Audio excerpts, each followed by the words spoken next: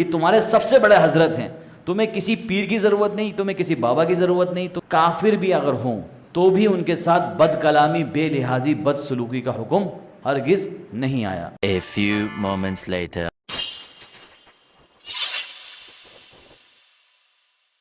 آج ہماری زندگیوں میں، خاص طور سے نوجوانوں کی زندگیوں میں، سوشل میڈیا کا ایک بہت ہی امپورٹنٹ رول ہو گیا ہے۔ ہم اگر کسی مسئلے میں اٹکتے ہیں تو ہم سب سے پہلے گوگل سے اس کا حل مانگتے ہیں۔ کوئی انگلش کا لفظ سمجھ میں نہیں آیا، کسی نے کیا لکھا ہے، کوئی چیز کیسے کرنی ہے، کوئی کمپیوٹر کیسے چلانا ہے، یا کچھ بھی کیسے کرنا ہے، سب سے پہلے ہمارا دماغ جو جاتا ہے وہ گوگل پر جاتا ہے۔ چلیے یہاں تک تو کوئی حرج نہیں ہے کہ آپ کو کوئی سافٹ ویئر کی پریشانی آئی، آپ کو کوئی بات سمجھ میں نہیں آئی، آپ نے گوگل سے رابطہ کر لیا، آپ نے اپنا مسئلہ حل کرا لیا۔ پھر کیا ہوا؟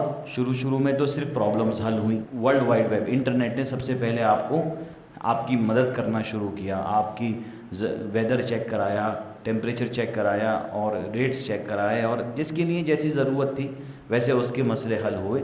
تب تک سب کچھ صحیح تھا۔ پھر ہم اور آگے بڑھے کہ ہماری زندگیوں میں سوشل میڈیا کی انٹری ہوئی۔ سوشل میڈیا میں بہت ساری چیزیں ہم نے دیکھی کہ کسی نے نئے پروگرام بنایا، کسی نے کوئی نیا بلڈنگ بنائی ہے، کسی نے کوئی نیا ہاتھ سے کچھ چیز بنا دی، تب بھی ہم نالج گین کر رہے تھے، معلومات حاصل کر رہے تھے، تب بھی کوئی مسئلہ نہیں تھا، سب کچھ صحیح چل رہا ہے۔ لیکن اب کیا ہوتا ہے کہ سوشل میڈیا پھر خاص طور سے ینگسٹرز کے لیے، یعنی کہ 15 سے لے کے 35-40 تک کے لوگوں کے لیے آج کے زمانے میں جو فی الوقت ہے، آنکڑا یہ بتاتا ہے، نمبرز یہ بتاتے ہیں کہ جو لوگ 15 سال سے لے کے 40 سے 45 کے بیچ میں ہیں، وہ سوشل میڈیا بہت زیادہ استعمال کرتے ہیں، نیوز کے لیے بھی اور ہر چیز کے لیے۔ ان کو جوکس ہیں، مزہ لینا ہے یا کچھ بھی کرنا ہے، سب کے لیے سوشل میڈیا استعمال کرتے ہیں۔ اب سوشل میڈیا استعمال کرتے پھر سوشل میڈیا پہ کچھ ہم نے ویڈیو ایسی دیکھنی شروع کری جس پہ یہ بتایا گیا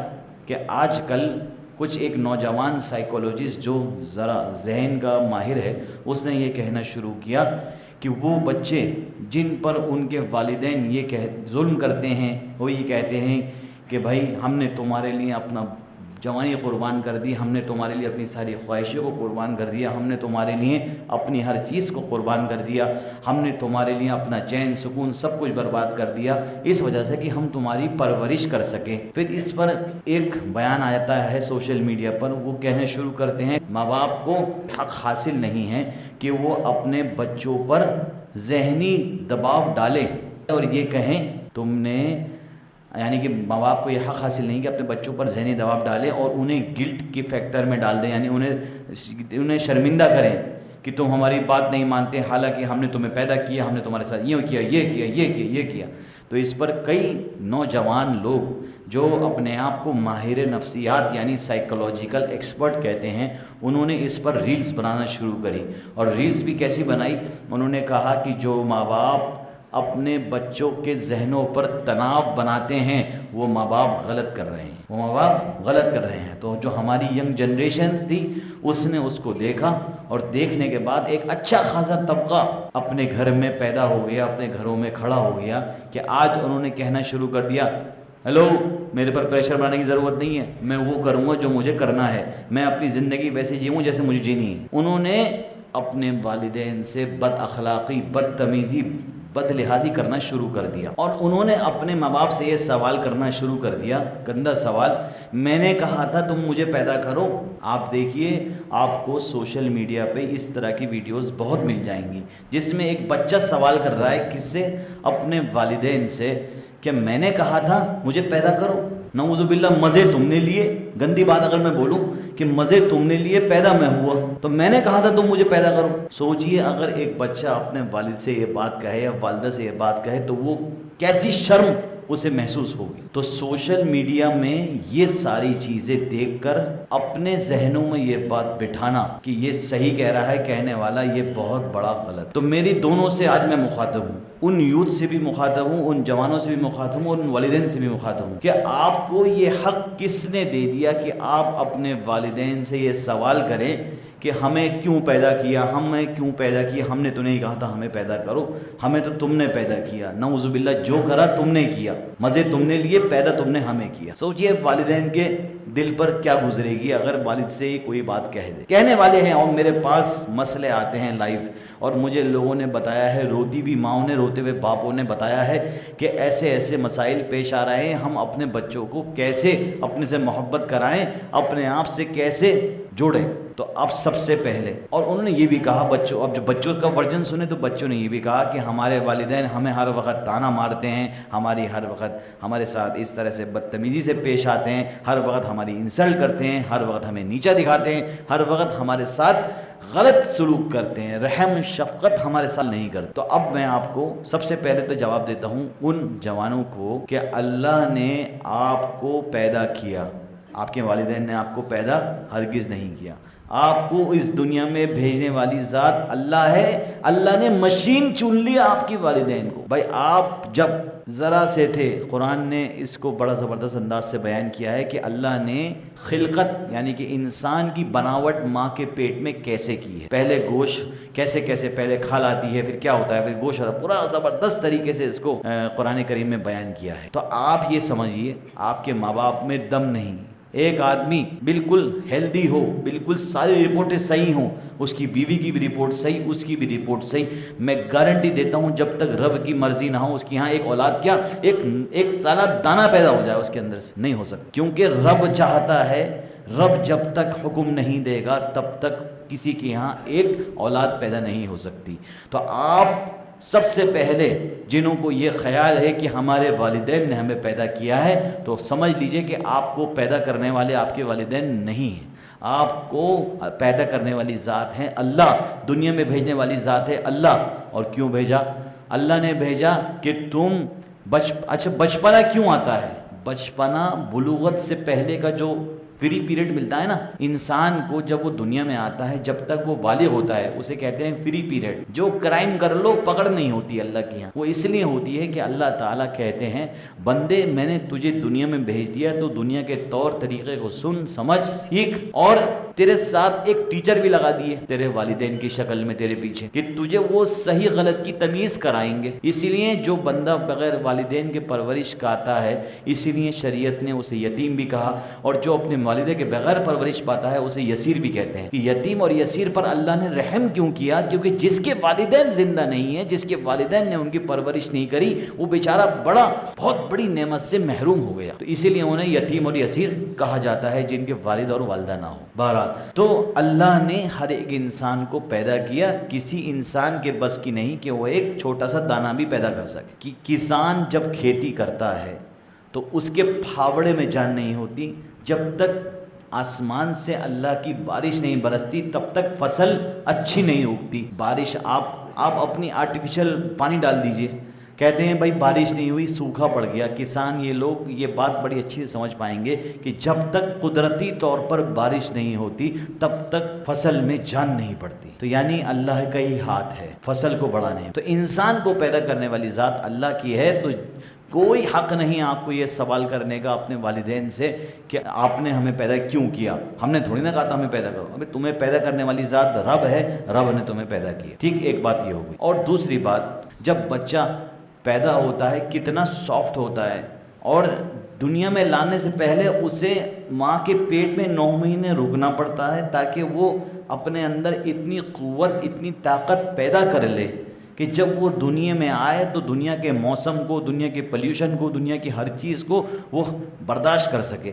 اس لیے جو بچہ 5-6 مہینے میں پیدا ہو جاتا ہے اسے مشین میں ICU میں رکھا جاتا ہے کہ بھائی ہم اسے دنیاوی ماحول میں ایکسپوز نہیں کر سکتے کیونکہ یہ مر جائے گا. تو سوچئے کہ جس نے آپ کے اوپر اتنی شفقت کری کہ بولنا سکھایا, کھانا سکھایا, تمہارا پیخانہ ہو گیا, پیشاب ہو گیا, کسی کو کوئی فرق نہیں پڑا. اچھا ایک بات بتائیے, کسی کے یہاں 6 مہینے کا 7 مہینے کا 1 سال کا بچہ ہے, اس کے کوئی پخانہ پیشاب نہ بدلے, دنیا میں کوئی فرق پڑے گا؟ کوئی فرق نہیں پڑے گا. وہ جیے نہ جیے کوئی فرق پڑے گا؟ کوئی فرق نہیں پڑے گا. لیکن فرق پڑتا ہے کسے؟ اس ماں کو, اس باپ کو جس کے دل میں محبت ڈالنے والی ذات کس کی ہے؟ اللہ کی ہے. ورنہ ایسے ماں باپ بھی موجود ہیں جنہوں نے اپنے بچوں کا قتل کر دیا. کیوں؟ ہمیں تو فریڈم چاہیے. سننے میں آتا ہے کہ کسی کے ہاں حمل ٹھہرا, اس نے کہا بھائی مجھے ذمہ داری نہیں چاہیے, اس نے اپنا ابورشن کرا دیا, اپنا بچہ گرا دیا. کیوں؟ ہمیں بندنا نہیں ہے. ہمیں ذمہ داری میں بندنا نہیں ہے۔ ویسٹرن کنٹریز میں تو یہ کلچر ہے کہ پہلے وہ کتا پالتے ہیں، کہتے ہیں کہ کم سے کم ہم کتے کو، جانور کو پالنے کے لیے تیار ہو جائیں، جب ہم ایک ذمہ داری اٹھانے لگیں گے تب ہم اس کے بعد بچے کو پیدا کرنے کی سوچیں گے۔ تو ایسا حساب ہے وہاں پر۔ تو میرے بھائیو بزرگ دوستو، آپ دیکھیے اللہ سبحانہ و تعالیٰ نے آپ کے والدین کے دل میں یہ محبت کا مادہ پیدا کیا، یہ محبت کا مادہ پیدا کیا اور کہا کہ یہ تمہاری اولاد ہے، یہ تمہارا لڑکا ہے، یہ تمہاری لڑکی ہے، اس سے تمہیں محبت کرنی ہے، اس کے پیشاب سے بھی تمہیں پریشانی ہونی چاہیے، اس کے رونے سے تمہیں تکلیف ہونی چاہیے، اس کے آنسو سے، اس کے درد سے۔ سمجھ میں نہیں آتا بچہ کیوں رو رہا ہے، لیکن جیسے وہ ماں کی گود میں آتا ہے خاموش ہو جاتا ہے۔ سمجھ میں نہیں آ رہا بچہ کیوں رو رہا ہے، ماں کو زبان سمجھ میں نہیں آتی، ماں سمجھ لیتی ہے اس کے پیٹ میں درد ہے، ماں سمجھ لیتی ہے اس کے کان میں درد ہے، ماں سمجھ لیتی ہے اس کے سر میں درد ہے، ماں سمجھ لیتی ہے کہ اس کے یہاں پہ درد ہو رہا ہے۔ کون ہے ایسا جو سمجھ لے؟ ایک دو دوست ایک دوسرے کی اتنی گہری بات نہیں سمجھ پاتے۔ ایک دوست جو بچے کے ساتھ 3 سال سے ملا دیجئے، اسے اتنی پہچان نہیں ہوگی اپنے دوست کی جتنی پہچان اس کے والدین کو اس کی ہوگی۔ تو اس کا یہ جواب ہو گیا کہ آپ کو پیدا کرنے والی ذات اللہ ہے، نہ آپ کے والدین تو ذریعہ ہیں۔ پیدا کرنے والی ذات اللہ ہے۔ اور گندی زبان میں یہ سمجھ لیجئے کہ آپ کے والدین کو اللہ نے، آپ کی والدہ کو بحیثیت مشین چوز کیا تھا آپ کے لیے۔ اگر آپ کو جذبات نہیں سمجھنے، اگر آپ کو محبت والا اینگل نہیں سمجھ میں آ رہا، تو اللہ نے آپ کی والدہ کو بحیثیت مشین استعمال کیا، اللہ کی بنائی ہوئی مشین، اور اس کے ذریعے سے آپ دنیا میں آ گئے۔ اللہ تعالیٰ نے ہر کام کرایا، اللہ نے ایک سسٹم کے تھرو کام کرایا، تو آپ کی دنیا میں آنے کا ایک سسٹم بنی آپ کی والد اور والدہ۔ اب آپ دنیا میں آ گئے، تو اب آپ سمجھ لیجئے کہ آپ کے لیے سب سے اگر قیمتی کوئی چیز ہے تو وہ آپ کے والدین۔ آج ہم اکثر دیکھتے ہیں کہ ہماری، کوئی کہتا ہے میرے باپ سے نہیں بنتی، کوئی کہتا ہے میری ماں سے نہیں بنتی، کیوں؟ میری سوچ ان سے نہیں ملتی۔ کوئی کہتا ہے میرا کام کرنے کا طریقہ ان سے نہیں ملتا، کوئی کہتا ہے میری سوچ ان سے نہیں ملتی، کوئی کہتا ہے ان کے بات کرنے کا طریقہ مجھے سمجھ میں نہیں آتا، کوئی کہتا ہے مجھے ان کا بات کرنے کا اینگل سمجھ میں نہیں آتا، کوئی کچھ کہتا ہے، کوئی کچھ کہتا ہے، طرح طرح کی ایکسپلینیشن۔ تمہارے گھر میں 2 حضرت موجود ہیں، ایک تمہارا باپ، ایک تمہاری ماں، یہ تمہارے سب سے بڑے حضرت ہیں۔ تمہیں کسی پیر کی ضرورت نہیں، تمہیں کسی بابا کی ضرورت نہیں، تمہیں کسی اعلیٰ سے اعلیٰ۔ والدین کافر بھی اگر ہوں تو بھی ان کے ساتھ بد کلامی، بے لحاظی، بد سلوکی کا حکم ہرگز نہیں آیا۔ اب قرآن کی آیت سنیے آپ کہ وَقَضَىٰ رَبُّكَ، کہ اللہ نے فرمایا کہ وَقَضَىٰ رَبُّكَ أَلَّا تَعْبُدُوا إِلَّا إِيَّاهُ، کہ تم فیصلہ کیے تمہارے رب نے کہ تم اللہ کے سوا کسی کی عبادت مت کرو۔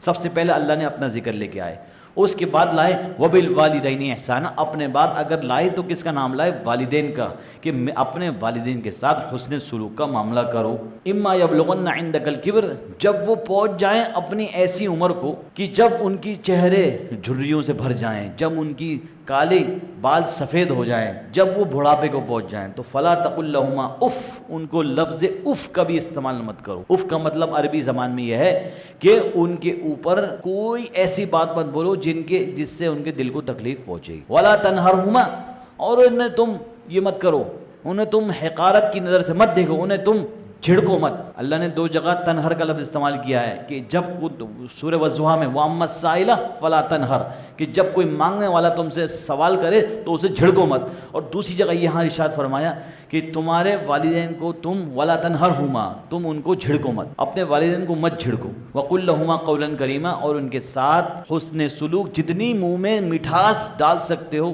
اس مٹھاس سے ان سے گفتگو کرو۔ وَاخْفِضْ لَهُمَا جَنَاحَ الذُّلِّ مِنَ الرَّحْمَةِ، اور تمہیں پتہ ہے کہ تمہارے والدین کے کندھے جھک گئے ہیں، کمر جھک گئی ہے، جھریاں آ چکی ہیں اور ان کی جوانی ڈھل چکی ہے، تو ان سے کہو رب ارحمہما، اللہ سے ان کے لیے دعا کرو، اے رب ان دونوں پر رحم فرما جیسے انہوں نے ہمارے پر رحم فرمایا تھا جب ہم چھوٹے سے تھے۔ یہ اللہ نے ہمیں دعا سکھائی ہے کہ آپ کو اپنے زندہ والدین کے لیے دعا کرنی ہے کہ رب ارحمہما کما ربیانی صغیرا، اے رب ہم پر رحم فرما جیسے انہوں نے ہم پر رحم فرمایا جب ہم ننھے سے تھے، جب کسی کو ہماری کوئی ضرورت نہیں تھی۔ اور آگے یہ فرمایا، یہ جو آیت تھی نا وہ یاد آ گئی میرے کو، قال اراغب انت عن آلہتی یا ابراہیم، فرمایا جب حضرت ابراہیم علیہ السلام نے سے ان کے والد نے کہا کہ اے ابراہیم تو میرے بتوں کی عزت نہیں کرتا، قال اراغب انت عن آلہتی یا ابراہیم، کہ تو بتائے گا نہیں کس نے ایسا کیا؟ تو انہوں نے فرمایا لئن لم تنتہی، ان کے والد نے کہا اگر تو باز نہیں آیا تو لارجمنک، ہم تجھے پتھروں سے مار مار کے دفنا دیں گے. لَئِن لَمْ تَنْتَهِ لَأَرْجُمَنَّكَ لَأَرْجُمَنَّكَ وَاهْجُرْنِي مَلِيًّا, اور اگر تو باز نہیں آیا تو ہم تجھے پتھروں سے مار دیں گے, اور تو بتا دے صاف صاف کہ معاملہ ہے کیا. تو انہوں نے یہ کہا سأستغفر لك ربی, قال السلام علیک, اے میرے والد اللہ کی سلامتی آپ پر ہو, اللہ آپ کی اس خطا کو بھی انشاءاللہ معاف کر دیں. یہ کہا اس بچے نے جس کے اوپر موت منڈرا رہی تھی, اور وہ تو سگی اولاد تھے, اور بس قصور یہ تھا کہ وہ دین کی دعوت دے رہے. اب آپ یہ بات آج کے حالات میں بھی فٹ کر لیجیے. آپ دیندار ہو گئے, جماعت میں وقت لگا لیا, آپ کے گھر میں دینداری کا ماحول نہیں ہے, آپ کے والد دیندار ہے, آپ دیندار نہیں, تو اب آپ کیا کہیں گے؟ آپ گھر میں دین کا پیغام لے کے آئے ہیں, تو آپ ابراہیم علیہ السلام والی پالیسی اپنائیے. اگر وہ کچھ کہیں آپ سے, تو نے یہ نہیں کیا, تو نے یہ کام نہیں کیا, تو میں یہ کر دوں گا, میں یہ کر دوں گا, تو آپ کہیے سلام علیک سأستغفر لك ربی, اے ابا اللہ کی سلامتی آپ پر ہو, سأستغفر لك ربی, اور اللہ آپ کی اس گناہ کو ان قریب معاف کر دے گا, انہ هو الغفور الرحیم, کیونکہ رب ہر گناہ کو معاف کرنے والا. تو آپ یہ دعا ان کے لیے جب کریے جب آپ کے والدین آپ کے ساتھ اس طرح کی بات کریں.